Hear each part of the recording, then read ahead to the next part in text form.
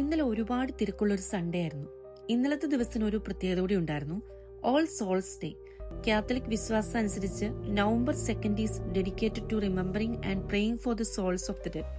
എനിക്കിപ്പോൾ ഇതൊക്കെ വലിയൊരു കാര്യമാണ്. പണ്ട് ജസ്റ്റ് പള്ളിയിൽ പോണു തിരിച്ചു വരുന്നു.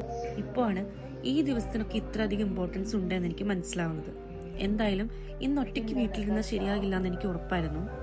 അപ്പോൾ മൈൻഡൊക്കെ ഒന്ന് ചേഞ്ച് ആക്കാൻ നമ്മൾ നേരെ പോയത് ചർച്ചിലേക്കാണ്. അവിടുന്ന് നമ്മൾ നേരെ പോയത് യോഗ ക്ലാസ്സിലേക്കാണ്. ആഫ്റ്റർ 2 months വീണ്ടും ഞാൻ എത്തിയിരിക്കുവാണ് ക്ലൗഡിയയുടെ യോഗ ക്ലാസ്സിൽ. അതും ക്ലൗഡിയയുടെ പ്രത്യേക ക്ഷണം സ്വീകരിച്ചാണ് ഞാൻ അവിടെ എത്തിയത് കേട്ടോ. എന്താണെങ്കിലും നമ്മൾ അവിടുന്ന് ഒരു കോഫിയൊക്കെ കുടിച്ചു. അവിടുന്ന് നമ്മൾ നേരെ പോയതൊരു വെഡ്ഡിങ് മെസ്സേക്കാണ്. നമ്മൾ കണ്ടക്ട് ചെയ്തൊരു ഇവന്റ് ആയിരുന്നു. അപ്പോൾ എന്താണ് വെഡ്ഡിങ് മെസ്സേ എന്ന് കേട്ടിട്ടുള്ളവർ താഴെ കമന്റ് ചെയ്യുക കേട്ടോ.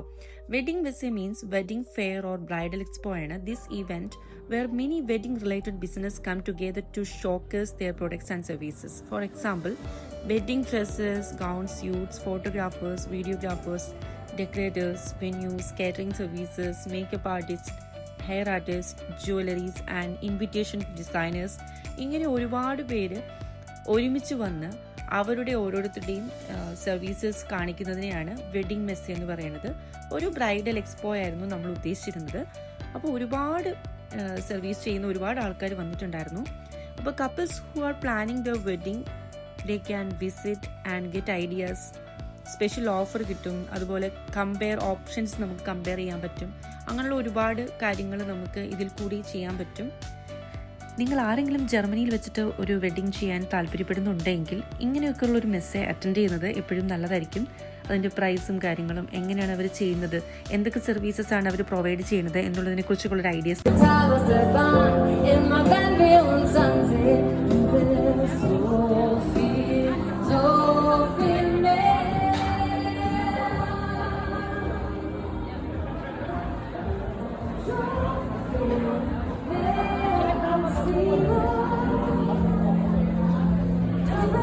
എല്ലാ വർഷവും ഈ ഒരു ദിവസം നമ്മൾ പപ്പയുടെ അടുത്ത് പോയി പ്രാർത്ഥിച്ച് തിരികെത്തിക്കുന്നതാണ്.